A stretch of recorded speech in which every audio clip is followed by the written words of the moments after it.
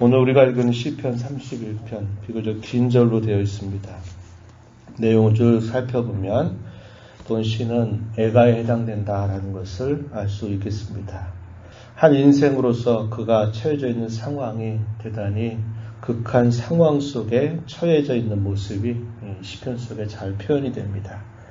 대적자들이 그를 향해서 공격해오고 쓰러뜨리려고 하는 그런 모습들이 표현이 되고 있고, 자기 자신 또한 하나님 앞에서 돌아볼 때 또 죄 가운데서 신음하고 있는 그 모습이 표현되고 있는 것을 보면 인생으로서 아주 극한 상황에 처해 있다라는 것을 우리에게 보여준다 하겠습니다. 그러면서도 또 한편으로는 여호와 하나님을 향한 절대적인 신앙이 그 어려움 가운데서 잘 표현되고 있는 것이 아주 대조를 이루고 있다, 이렇게 볼 수 있겠습니다.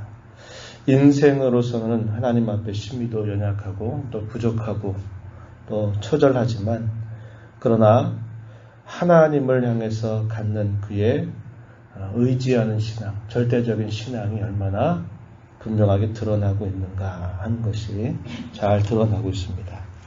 우리가 읽은 이 내용들은 이렇게 아마 정리해 볼 수 있겠는데요. 1절과 2절 내용을 보면 하나님께서 자신을 건져주실 것을 간구하고 있습니다. 1절에 여호와여 내가 주께 피하오니 주의 의로 나를 건지소서, 이렇게 표현했습니다. 이 공의라고 하는 표현보다는 의라고 하는 표현, 옛날에 아마 성경이 그렇게 되어 있을 겁니다. 그게 더 적절한 표현일 겁니다. 하나님의 의로우심, 이것은 하나님께서 하신 그 말씀에 따라서 반드시 이행하시는 하나님의 성품을 나타내는 말입니다. 그래서 하나님이 언제나 그를 붙드시겠다고 하신 그분의 약속을 그가 의지해서 내가 주께 피하니 주님이 나를 건져 주소서, 이렇게 간구를 올리고 있습니다. 2절에서도 내게 견고한 바위와 구원하는 산성이 대주소서, 이렇게 하나님 앞에 간구함으로 그가 대단히 곤란한 상황 속에 있다라는 것을 분명하게 보여주고 있습니다. 그가 하나님을 향해서 갖는 그의 신앙적인 여러 표현들을 우리가 살펴볼 수 있겠는데, 그 내용들이 3절로부터 8절까지 소개가 됩니다. 3절 말씀에 한번 보면요, 하나님을 향해서 그는 이렇게 고백합니다. 주는 나의 반석과 산성이시다, 이렇게 표현하죠. 그의 지나왔던 많은 세월 속에 하나님께서 많은 대적자들로부터 언제나 그를 보호하시고 그를 지켜주시고 인도하셨던 것을 이런 비유적인 말들로 표현하고 있다, 이렇게 우리가 이해할 수 있는 말입니다. 또한 뒤로 가서 보면 하나님을 향해서 뭐라고 말하냐면 하나님은 진실하시다, 진리의 하나님이시다, 이렇게 표현했습니다. 5절 말씀 중간에 가서 보면은 이렇게 말하죠. 진리의 하나님 여호와여, 이렇게 표현했습니다. 하나님은 진실하신 분이다. 하나님은 하신 말씀에 관하여 언제나 변함이 없으신 분이시다 라는 사실에 호소하면서 그의 신앙을 고백하고 있다는 겁니다. 그 하나님을 향해서 자신을 인도해 달라고 간구하고 그를 바른 길로 지도해 달라고 기도하고 있습니다. 그리고 원수들이 친 그물로부터 자신을 빼내달라라고 하나님 앞에 간구를 올리고 있습니다. 4절에 그렇게 표현되죠. 비밀이 친 그물에서 빼내소서, 이렇게 하나님 앞에 간구를 올리고 있는 겁니다. 그가 처해져 있는 상황에 대해서는 아주 극심한 상황 속에 처해져 있다는 것을 보여주고 있는데요. 9절 말씀에 가서 보면은 이렇게 표현했습니다. 내가 고통 중에 있습니다, 이런 말을 했고요.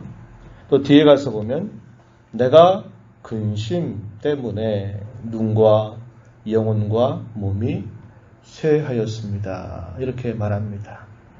고통과 근심 중에 그가 눈과 영혼과 몸이 쇠해 있는 상태라고 하나님 앞에 고백하고 있고요. 10절에 가서 보면은 내 기력이 나의 죄악 때문에 약하여지며 나의 뼈가 쇠하도 소이다. 이렇게 말합니다. 자신의 죄악으로 인하여서 약해지고 자신의 뼈가 쇠해져 있는 상태라고 하나님 앞에 고백을 하고 있습니다. 총체적인 것이죠.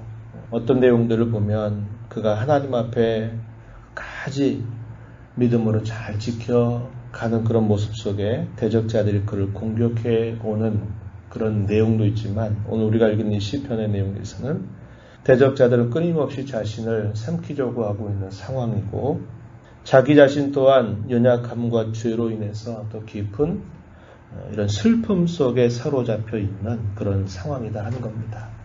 그만큼 사람으로서 느낄 수 있는 그런 처절함이 이런 표현들 속에 나타나고 있다는 것이죠. 11절 가서 보면은 모든 대적들 때문에 욕을 당하고 내 이웃에게서는 심히 당한다. 친구가 놀라고 길에서 부르는 자가 나를 피한다 라고 고백하고 있습니다. 또 깨진 그릇처럼 쓸모없는 그런 그릇처럼 잊어버린 바가 되고 무리들의 많은 비방을 듣고 사방의 두려움이 자신을 감싸고 있음을 그는 하나님 앞에 토로하고 있습니다. 12절, 13절 이어지는 말씀에 계속 그렇게 표현되고 있다는 겁니다. 13절 가서 보면요. 내가 무리의 비방을 들었으므로 사방의 두려움으로 감싸였나이다. 이렇게 표현을 하고 있습니다. 그래서 그가 처해져 있는 상황은 자신을 돌아볼 때는 죄와 연약함으로 인해서 처절해 있는 그런 상태고 또 상황적으로는 많은 대적들이 그를 애워싸고 있다는 것을 보여주고 그의 이웃과 친구들마저도 등을 돌려버려 있는 그러한 상태라는 것을 보여주고 있다는 겁니다. 그러한 상황 속에서 하나님 앞에 간구합니다. 하나님 은혜를 베풀어 주시옵소서 이렇게 아뢰고 있습니다. 9절의 중간 부분에 보면요 그렇게 표현합니다. 내게 은혜를 베풀어 주소서 나를 불쌍히 여겨 주소서 이렇게 하나님 앞에 간절하게 은혜를 구하는 절박한 그런 그의 소원이 표현되고 있다는 겁니다. 다윗이 이러한 일들을 경험을 했다는 것을 보여주고 있는 것이죠. 우리가 이 땅에 살면서 성도로 사는 우리의 삶 속에서도 다윗이 느끼는 이런 깊은 절망감과 위기 상황을 경험할 수 있다는 것을 우리는 이걸 통해서 또 생각을 해야만 하는 것입니다.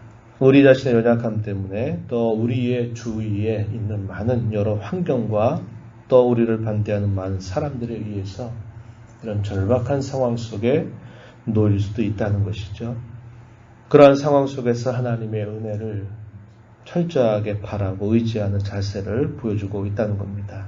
그러면서 또 한편으로는 자신을 그렇게 대적하고 악을 행하던 자들을 향해서 하나님께서 보응해 주실 것을 간구합니다.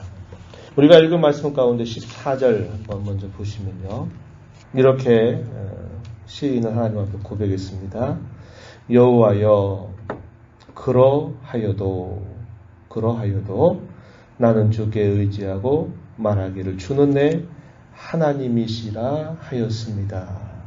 여기서 우리가 주목할 표현은 그러하여도 라는 겁니다. 그러하여도 극심하고 절박한 그런 상황 속에 있어도 나는 주님을 의지하고 나는 주님을 바랍니다. 이렇게 표현하는 겁니다. 대개 사람들은 어떻게 할까요? 그렇기 때문에 내 상황이 그런 정도이기 때문에 나는 어쩔 수 없다.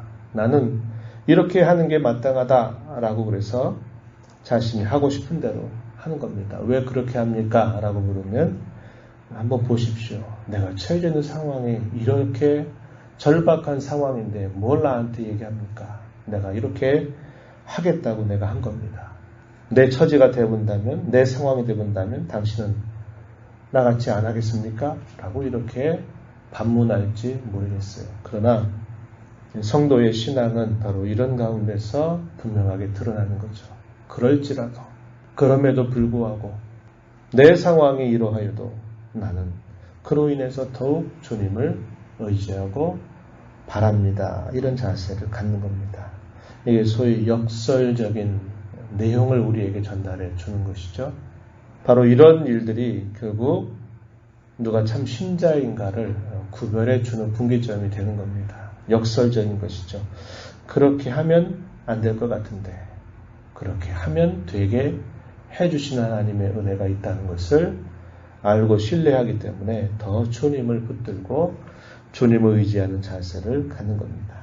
그래서 우리 성도는 누가 봤을 때 그렇기 때문에 어쩔 수 없는 거 아닙니까? 그렇기 때문에 이렇게 해도 충분히 이해가 됩니다. 이런 자세를 갖는 게 아니라 그럼에도 불구하고 그렇다 할지라도 그래도 나는 이렇게 하겠습니다. 이런 자세를 갖는 것입니다. 그러면서 다윗은 원수들을 향해서 하나님께서 보응해 주실 것을 간구하고 있습니다. 18절 말씀에 가서 보면은 이렇게 말합니다. 교만하고 완악한 말로 무례히 의인을 치는 거짓 입술이 말 못하는 자 되게 하소서. 의인을 치는 거짓 입술, 악인들의 모습을 표현합니다. 그들로 하여금 더 이상 말을 못하는 자가 되게 해주소서. 하나님께서 그들의 악을 벌해 주실 것을, 보응하실 것을 이렇게 간구를 올리고 있는 겁니다. 시인의 이런 절박한 어떤 상황, 그런 상황 속에서 그러하여도 하나님을 의지하는 그의 간구의 모습 속에 그의 심령은 확신으로 마음이 변해가게 됩니다. 19절 말씀에 보면요, 이렇게 말합니다. 주를 두려워하는 자를 위하여 쌓아두신 은혜, 곧 주께 피하는 자를 위하여 인생 앞에 베푸신 은혜가 어찌 그리 큰지요.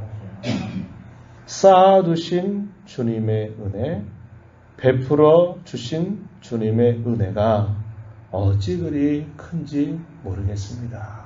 애가의 성격은 그렇다 이 얘기를 드렸습니다. 애가는 슬픔과 탄심과 아픔으로 시작이 되는데 그렇게 쭉 하나님 앞에 간절하고 진실하게 도움을 구하다 보면은 그의 심령이 감사와 찬송으로 변해간다는 것을 보여주는 겁니다. 우리의 기도 가운데서도 그런 경험을 많이 하실 것입니다. 절망적인 상황, 참 무서운 그런 상황 속에 하나님 앞에 나와서 다른 그 어느 누구가 아니라 하나님을 굳게 붙들고 의지하며 모든 것을 주님 앞에 내려놓고 할 때 주께서 우리의 심령 속에 평안을 주시고 또 확신을 주시고 힘을 주시는 그런 경험을 기도를 마칠 때 경험하게 될 때가 있다는 겁니다. 애가가 가는 성격이 그렇다는 거죠. 그래서 우리가 하나님 앞에 우리의 모든 삶의 어려움들을 진실하게 토로하고 다 내어놓는 것은 그냥 하는 하소연이 아니라 그러한 간구 속에서 하나님은 우리에게 확신을 주고 힘을 주고 위로를 주고 하신다는 거죠. 우리가 있는 많은 시편의 내용들을 우리가 생각해 본다면 그런 겁니다. 땅의 현실을 바라보고 살아가는 삶의 현실을 바라볼 때는 절망적인 상황이 엄습해 있고 또 하나님을 섬긴다 말하는 사람들이 어려움을 당하고 고난을 당하는 일들이 많이 나타납니다. 그러나 그러한 곤욕스러운 상황들을 가지고 하나님 앞에 나와서 기도하고 아뢰다 보면은 그가 그의 심령이 감사와 찬양으로 바뀌어가는 것을 보게 돼요. 왜 그럴까요? 하나님을 주목하니까 그의 심령이 그러한 것을 보게 되고 하는 겁니다. 그래서 항상 어떤 상황이 우리에게 좋아지는 변화보다도 더 중요한 것은 우리의 보는 시각이 변화되는 것이고 우리의 마음이 변화되는 것이 더 중요하다고 하는 겁니다. 성경의 많은 신앙의 앞선 선배들은 그런 면모들을 잘 보여주고 있고 오늘 우리가 읽어가는 이 다윗이 기록한 이 시에서도 역시 그러한 부분들이 분명히 나타나고 있다고 하는 겁니다. 쌓아두신 은혜 베풀어 주신 은혜가 참으로 크다 이렇게 고백하면서 하나님께서 자신을 주의 은밀한 곳에 숨겨주시고 비밀이 장막에 자신을 감춰주실 것을 굳게 신뢰하게 됩니다. 그리고는 그의 마음이 어떻게 변화되느냐 21절에 보니까요. 여호와를 찬송할지어다. 이렇게 말하는 겁니다. 하나님을 향해 찬양하는 심령으로 그의 마음이 밝아지고 기뻐지는 모습이 표현되고 있는 겁니다. 뿐만 아니라 그는 자신뿐만 아니라 모든 믿는 사람들을 초대해서 하나님을 사랑해라, 하나님을 바라라, 하나님 앞에서 강하고 담대하라 할 것을 촉구하고 있습니다. 23절에 보세요. 너희 모든 성도들아 여호와를 사랑하라. 여호와께서 진실한 자를 보호하시고 교만하게 행하는 자에게 엄중히 갚으신다. 마지막 절 여호와를 바라는 너희들아 강하고 담대하라. 그의 마음에 큰 변화가 있게 된 것을 그는 경험하면서 강하고 담대하라. 여호와를 사랑해라. 여호와를 바라라. 이렇게 초대하고 있는 모습으로 바뀌어간 것을 보여주고 있습니다. 우리의 신앙은 역설적인 신앙이 되어야 합니다. 어쩔 수 없지. 그러기 때문에 어쩔 수 없지. 이렇게 가는 것은 누구나 다 갈 수 있는 걸음입니다. 그러나 신앙은 그런 상황 속에서도 그럴지라도 그럼에도 불구하고 이런 자세를 갖고 더 하나님을 의지하고 바라는 자세를 갖는 것입니다. 그러면 놀랍게도 하나님 우리의 마음을 변화시켜 주시고 마침내 우리의 상황들을 하나님께서 인도하여 주셔서 하나님의 크신 은혜를 경험토록 이끌어 주신다고 하는 겁니다.